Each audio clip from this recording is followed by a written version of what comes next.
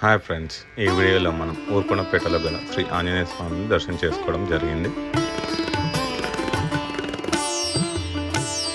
ఊర్కొండపేటలో వెలిసిన శ్రీ ఆంజనేయ స్వామి దేవాలయం అతి పురాతనమైనది.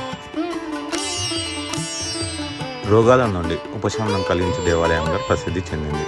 ఈ ఆలయం నాకు రెండు వైపులా రెండు ఎత్తైన కొండలు ఉండుటచే వాటికి ఊరుకొండలు, పెద్ద కొండలు అని పిలిచేవారు. ఆ కొండల మధ్యలో వెలిసిన గ్రామమే ఊర్కొండపేట. ఇక్కడ మొదటగా వినాయకుడిని దర్శనం చేసుకోవడం జరిగింది.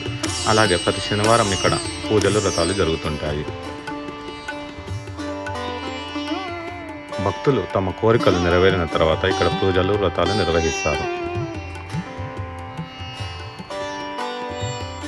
ఇక్కడ కొబ్బరికాయలు కొట్టే స్థలం.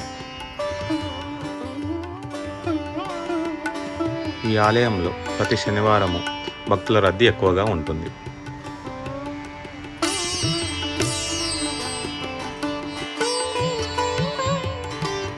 ఈ ఆలయంలో ప్రతి శనివారము పూజలు, వ్రతాలు నిర్వహిస్తారు.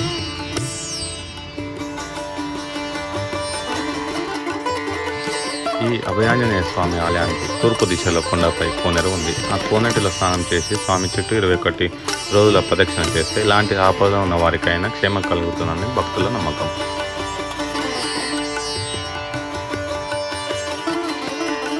ఇది వచ్చేసి ప్రధాన ద్వారంలో కూడా జరుగుతుంది.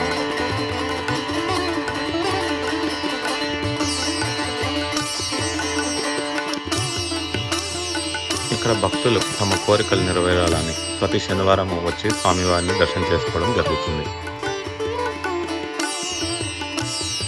అలాగే ఈ ఊరిలో పేరుగాంచిన ఎముకల వైద్యులు కూడా ఉన్నారు. అనగా కాళ్ళు చేతులు విరిగిన వారికి ఊర్కొండపేటలో కట్లు కట్టబడను. ఈ ఊర్కొండపేట గ్రామం వచ్చేసి నార్కర్నూలు జిల్లా ఊర్కొండ మండలానికి చెందిన గ్రామం. ఇది కలవకుర్తి నుండి 12 కిలోమీటర్ల దూరంలో ఉంది.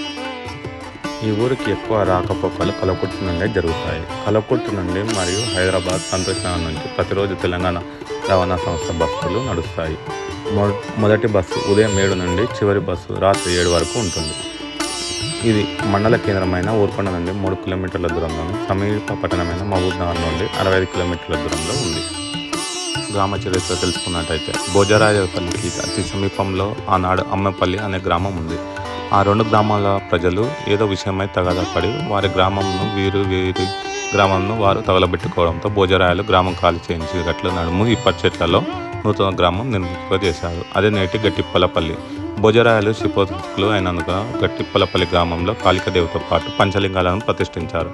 గ్రామంలో ఆంజనేయ స్వామి విగ్రహాన్ని ప్రతిష్ఠించారు. దలిచి తైన శిలకై వెతుకుతూ వచ్చి ఇక్కడ ఊర్కొండపేటపై శిలను కనుగొన్నారు. ఆంజనేయ స్వామి విగ్రహంను మలచి తరలించుచుండగా స్వామివారు భోజరాయలకు కళలో కనిపించి నన్ను ఇక్కడ ప్రతిష్ఠించమని ఆదేశించగా అతడు ఆ విగ్రహాన్ని అక్కడే నిలిపాడు.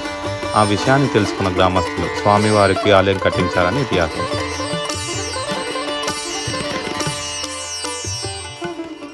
ఈ గుడి పక్కనే శివాలయం ఉంటుంది. ఈ ఆంజనేయ స్వామి దేవాలయం సమీపంలో 24 అడుగుల ఎత్తుగల శివుని విగ్రహం ఉంది. అభయాంజనేయ స్వామి దర్శనానికి వచ్చే భక్తులు శివుని విగ్రహాన్ని కూడా దర్శిస్తారు.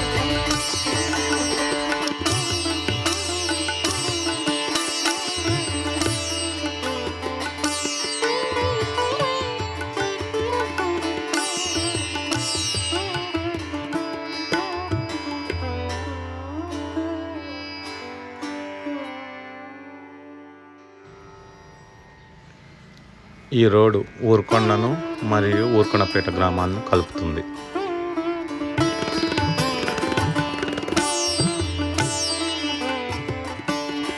ఈ గుడిలో ప్రతిరోజు పూజలు జరపబడును.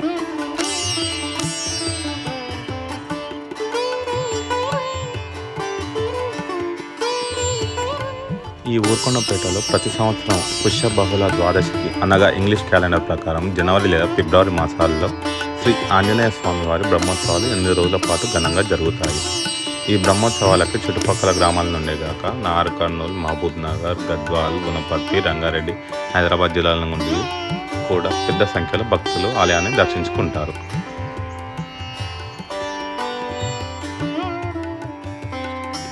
ఇక్కడ ప్రజలు స్వామివారిని దర్శించుకున్న తర్వాత చెట్ల కింద వండుకొని తిని వెళ్తారు.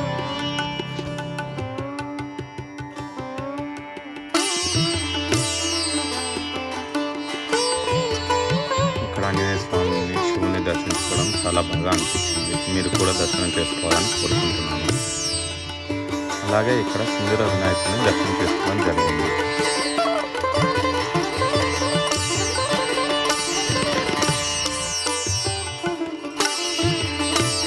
వినాయకుడు మొత్తం సింధూరంతో ఉండడం ఒక విశేషం. అలాగే ఇక్కడ పురాతన మున్సిపల్ వస్తున్న 2 పెద్ద పెద్ద రంగ మండలం గల గుహలో శ్రీ శివయ్య స్వామిని దర్శనం చేసుకోవడం జరిగింది.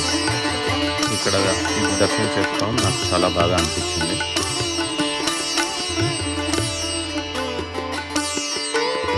మీరు కూడా ఈ ఊరుకొండపేటలో గల ఆంజనేయ స్వామిని, శివయ్య విగ్రహాన్ని దర్శనం చేసుకోవాలని కోరుకుంటున్నాను.